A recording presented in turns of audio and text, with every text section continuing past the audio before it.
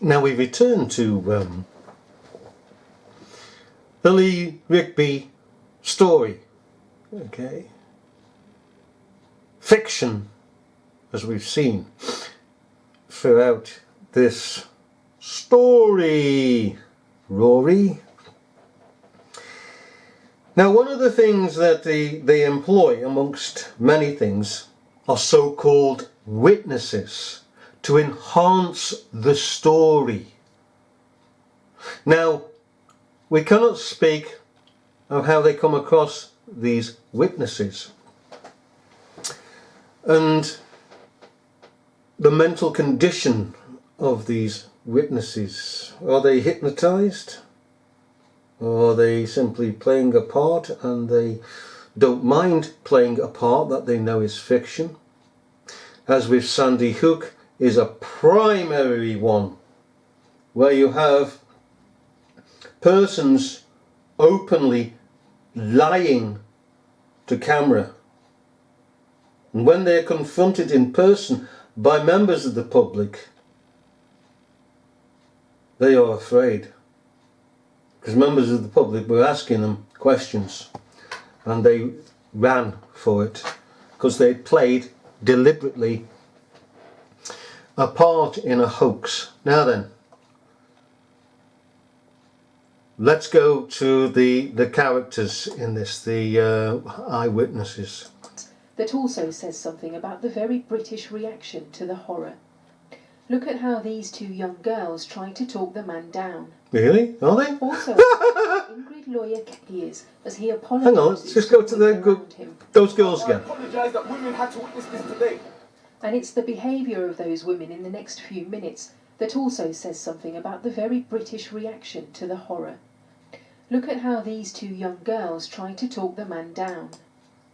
Also Really? on the scene, Ingrid Lawyer Kennett, who uses her training as a scout That's her. leader to try to disarm him. I could see a revolver, a butcher's knife, and do you know this most axe the butchers have to cut that? Yes. Yeah, that's what he had, and blood all over him. And I thought, Blood all over him. Well, we've seen from the footage, dear, there was no blood on his hands. His hands had been coloured. The same colour that was on the road markings. You see what we have to face? Are we so piggy stupid? Are we? The media believes we are. Oh, we're conspiracy theorists because we dare to speak out. We dare to say, look, ask questions, decide for yourself. Yes, there are a group of conspiracy theorists, we have nothing to do with them. They just dictate to us what we should believe. They make things up there worse than these buggers here. No, we ask questions, and those questions need to be answered. We ask rational questions. There was no blood, so she's lying. And she was supposedly, according to this story, according to what she is saying, was standing in front of the person. There's no blood on his hands. There's blood on her picking conscience though. what the heck, what happened there? For me, it was just a regular guy, just a bit upset. He was not on drug, he was not drunk. How do you know? The attackers, we now know, were eventually shot by armed police officers. Ingrid Acting. says that afterwards she simply caught her bus and went on her way. That's what we should do. We're joined now by Shane Webb, the eyewitness you saw in Darshan Sony's piece, and by Stephen McLaughlin. He's a former soldier, served in Northern Ireland and Iraq, and is author of Squaddy, A Soldier's Story. Shane Webb, you were on your balcony, 17 floors up, but with a very clear view, almost vertical view of what was going on below. And what drew your attention, first of all? The crash of the car? Yeah, there was a big bang, and I made my way to the balcony, just thought it was a normal accident. By the time I got there, there was a bus, and there was the squaddy as it is now, and he was being dragged from behind the bus towards the centre of the road. And You just cocked up. This is an eyewitness. He's just cocked up. And he's not being pulled up by snow.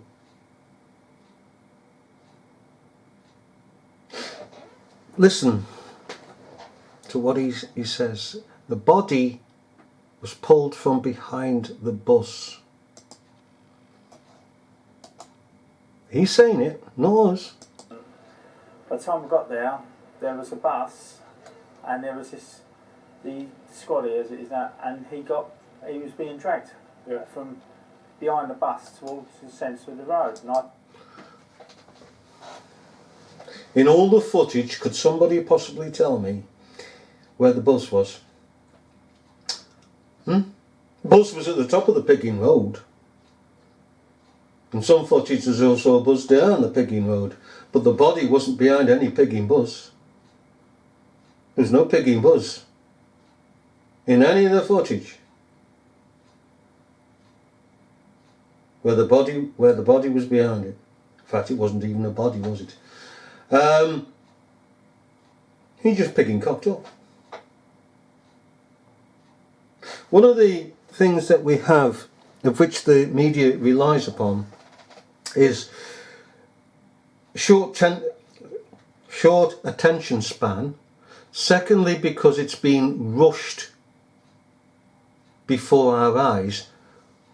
Here a piece quick, there a piece quick. We don't have chance, if we're trying to reason things out, to immediately say, hang on, this is wrong because of that. And so what we have to do, we have to either record it, if we've got one of these TVs in the Pigging corner, or best still go to the internet and get the footage off the internet and gradually do this with it, go through it, frame by frame as it were, scene by scene rather,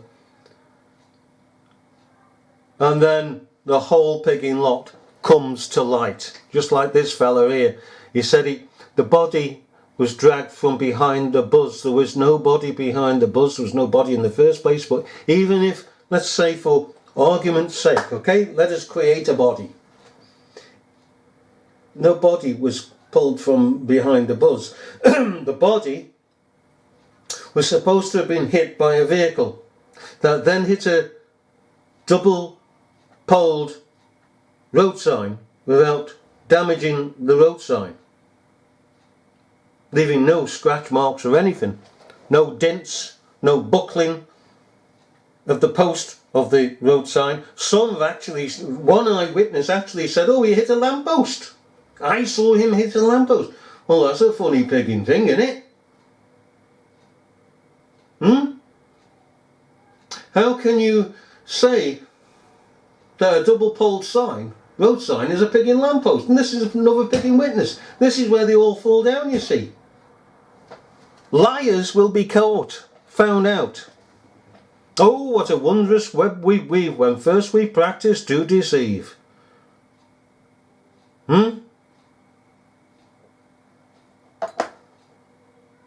Go on, give it us again. What drew your attention first of all? The crash of the car? yeah, there was a big bang, and I made my way to the balcony. Just thought it was a normal accident. By the time we got there, there was a bus, and there was the squaddy as it is now, and he was being dragged from behind the bus towards the centre of the road. And so he wasn't being dragged then from the side of the road, having been hit by a vehicle. He was being behind a Pigging bus. You Klondike. Really big, Biggins here, he should have consulted with the Pigging media before he got onto this. Because he'd have seen from the Pigging media there was no bus there, there was no body being dragged from behind the bus, there was no other eyewitnesses that said there was a body being dragged from behind a bus, there is no footage of a body being dragged from behind a bus. And what the hell is a body being behind a bus? It should be in front of a bus if a body's been hit by a bus. Well, what's he going to do? Pigging drove down the road, put in reverse all of a sudden, gone bump, and then all of a sudden there's a so-called terrorist dragging him from behind it's just crazy. It's just crazy, isn't it? Hey, the car was supposed to have hit the man, so-called man, and then Elijah gets out and drags the bugger across into the middle of the road for some reason.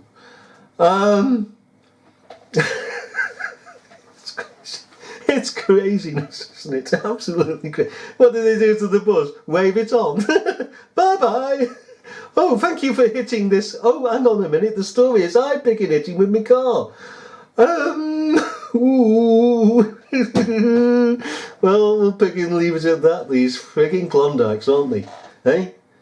And because we do not believe what the media put out, because it is completely flawed, lying witnesses. They are not witnesses, they're just pretend witnesses for this play that is being put on of terrorism, so called. Do you know, when the Soviet Union went, and we know the days, we lived in that period of the Cold War, Reds under the beds, fifth columnists and all the picking rest of it, and we were going to be blown up any second, and the Third World War was going to start up, and the buttons were going to be pressed. We were going to be marshalled in the 70s, that is, into